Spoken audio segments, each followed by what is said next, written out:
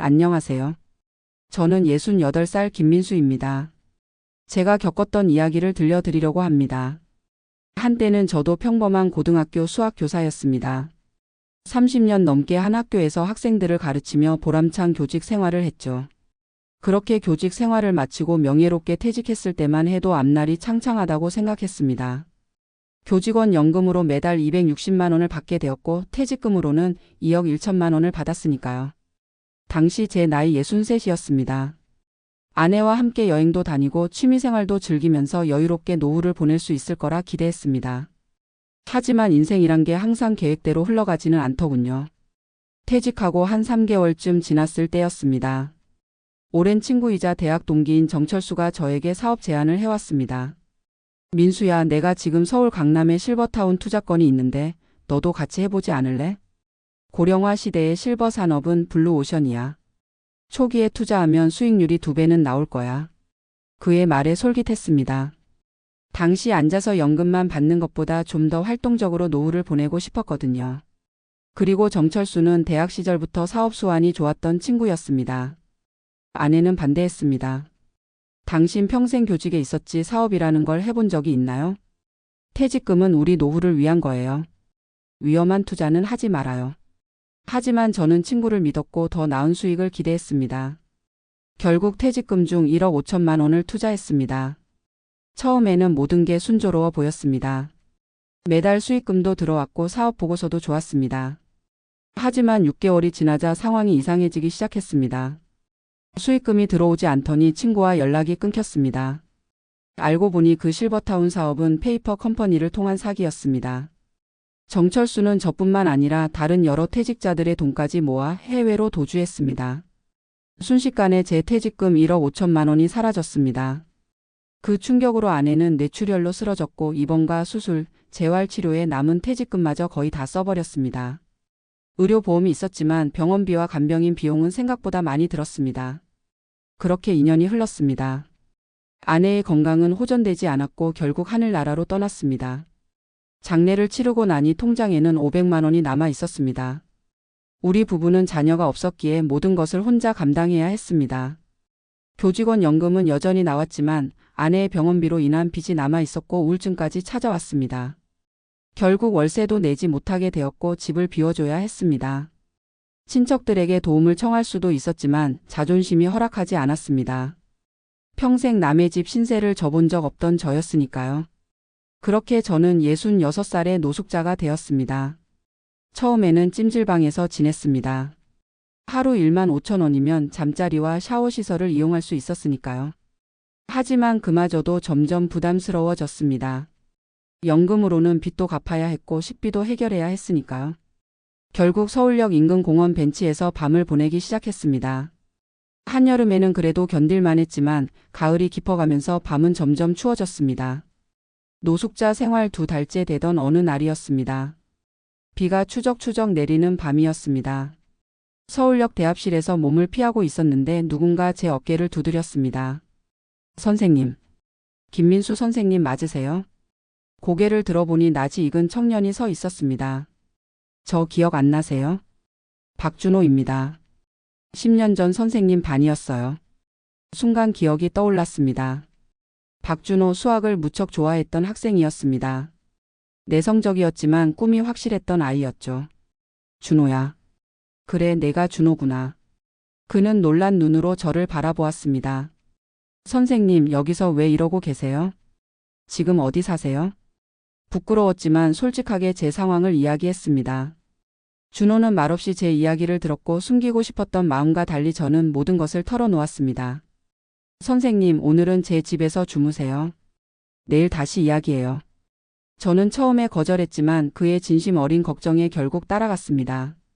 그의 집은 강남의 작은 오피스텔이었습니다. 깔끔하게 정돈된 공간이었죠. 준호는 제게 샤워를 권했고 깨끗한 옷도 빌려주었습니다. 오랜만에 느끼는 따뜻함에 그날 밤 푹 잠들었습니다. 다음 날 아침 준호는 제게 자신의 이야기를 들려주었습니다. 고등학교를 졸업한 후 컴퓨터 공학을 전공했고 스타트업을 창업해 성공했다고 했습니다. 지금은 직원 10명 규모의 소프트웨어 개발 회사 대표였습니다. 선생님, 제가 수학에 흥미를 느끼고 이 길로 올 수 있었던 건 다 선생님 덕분이에요. 선생님이 그때 저한테 해주신 말씀 아직도 기억합니다. 수학은 논리적 사고력을 키워주는 도구다. 내가 어떤 일을 하든 그 사고방식은 큰 자산이 될 거야. 그 말씀이 제 인생의 방향을 결정했어요. 그의 말에 코끝이 찡했습니다. 교사로서 보람을 느꼈던 순간들이 떠올랐습니다. 준호는 계속해서 제안을 했습니다. 선생님, 저희 회사에서 일해 보시겠어요? 수학적 사고력과 교육 경험을 살려서 교육용 소프트웨어 개발 부서에서 자문 역할을 해주셨으면 해요. 월급은 150만 원 정도 드릴 수 있어요. 연금이랑 합치면 괜찮지 않을까요? 처음에는 망설였습니다. 68살의 노인이 무슨 일을 할 수 있을까 싶었습니다. 하지만 준호는 진지했습니다. 선생님, 요즘 교육용 앱 시장이 커지고 있어요. 특히 수학 교육 분야는 경쟁이 치열한데 현장 교사 출신의 조언이 정말 필요해요. 주 3일만 나오셔도 돼요. 한번 해보시겠어요? 그렇게 저는 준호의 회사에서 교육 콘텐츠 자문으로 일하게 되었습니다. 처음에는 컴퓨터와 소프트웨어에 익숙하지 않아 힘들었지만 점차 적응해 갔습니다. 젊은 직원들은 저를 존중해 주었고 제 교육 경험을 귀중하게 여겼습니다. 무엇보다도 다시 사회 일원으로 돌아왔다는 것이 큰 의미였습니다. 준호는 제게 회사 근처 원룸도 구해 주었습니다. 보증금 1천만 원에 월세 55만 원이었습니다.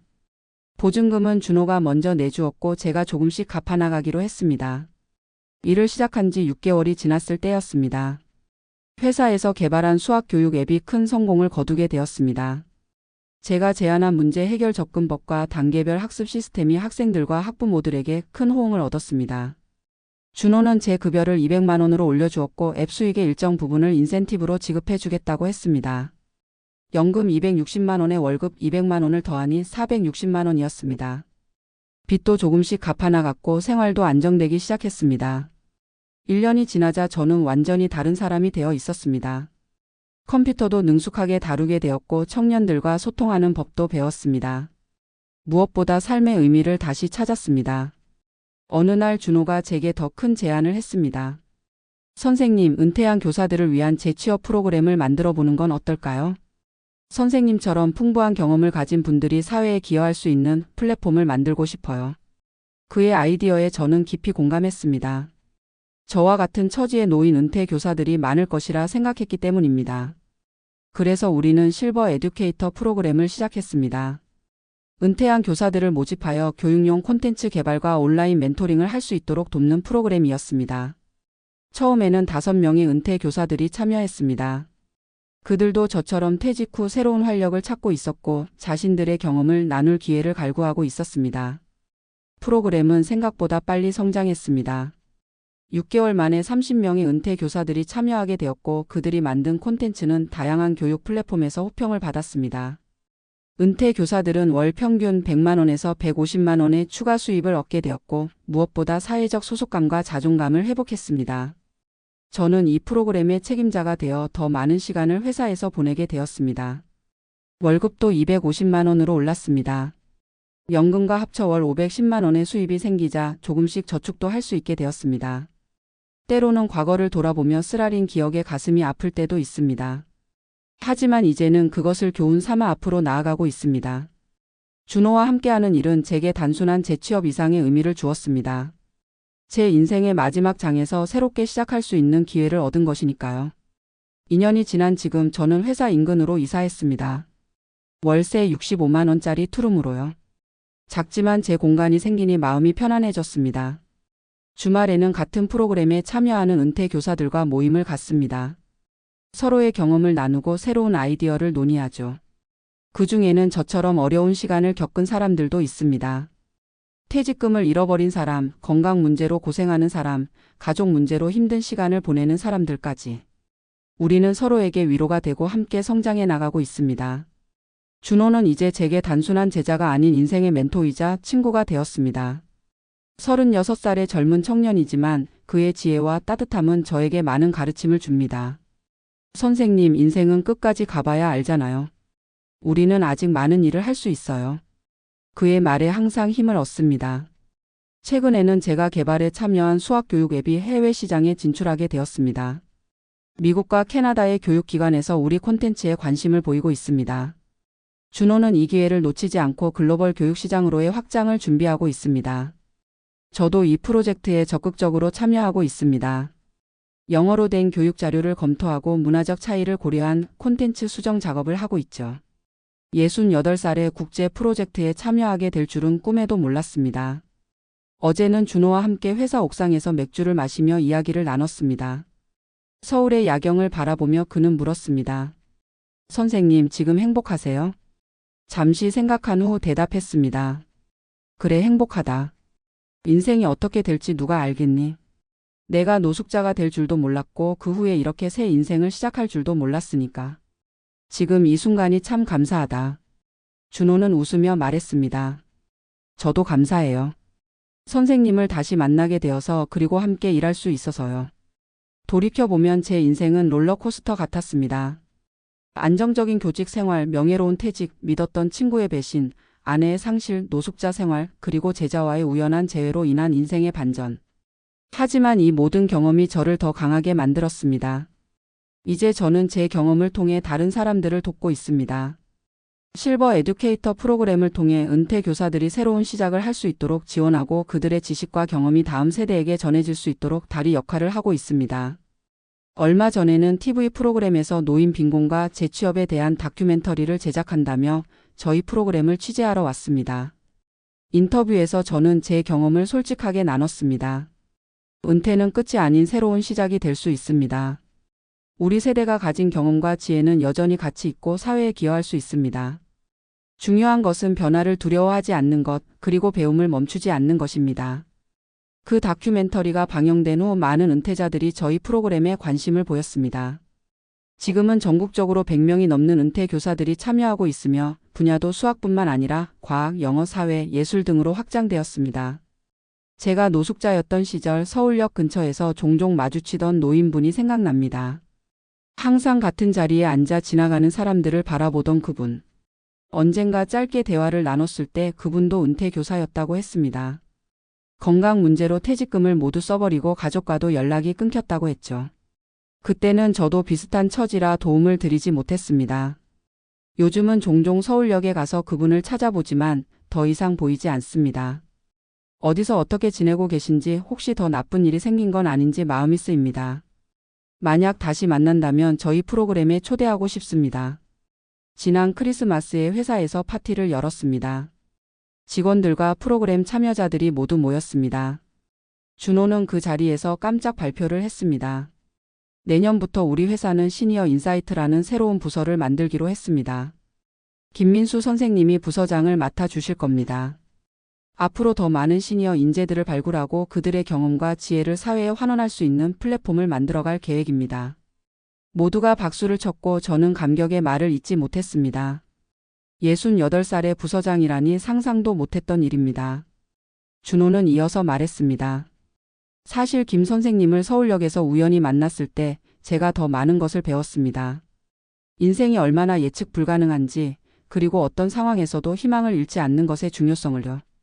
이제 우리는 함께 더 많은 사람들에게 희망을 전할 겁니다. 지금 저는 68살의 스타트업 부서장입니다. 매일 아침 출근길에 서울역을 지날 때면 그때의 기억이 떠오릅니다. 벤치에 앉아 하루하루를 무의미하게 보내던 그때. 하지만 그 어두운 시간이 있었기에 지금의 밝은 빛이 더 소중하게 느껴집니다. 오늘도 저는 사무실에서 새로운 프로젝트를 준비하고 있습니다. 시니어들을 위한 디지털 리터러시 교육 프로그램입니다. 노년층도 디지털 시대에 뒤처지지 않고 기술을 통해 더 나은 삶을 살 수 있도록 돕는 프로젝트죠. 제 경험이 누군가에게 희망이 되길 바랍니다. 인생은 언제 어떻게 바뀔지 모릅니다. 오늘의 절망이 내일의 기회가 될 수도 있습니다. 중요한 것은 포기하지 않는 것, 그리고 주변의 도움의 손길을 받아들이는 용기를 갖는 것입니다. 준호가 아니었다면 저는 지금쯤 어디에 있었을까요? 아마도 여전히 서울역 벤치에 앉아 하루하루를 버티고 있었을지도 모릅니다. 한 사람의 작은 친절이 다른 사람의 인생을 완전히 바꿀 수 있다는 걸 저는 몸소 경험했습니다. 이제 저는 그 친절을 다른 이들에게 베풀고 있습니다. 노숙자 쉼터에 정기적으로 방문하여 상담 봉사를 하고 재취업을 원하는 노인들에게 조언을 해주고 있습니다. 제 이야기가 누군가에게 희망이 되길 바랍니다. 인생은 끝날 때까지 끝난 게 아니니까요. 언제든 새롭게 시작할 수 있다는 걸 기억하셨으면 합니다. 비록 지금 어둠 속에 있더라도 곧 빛을 볼 수 있을 것입니다. 저처럼 말이죠.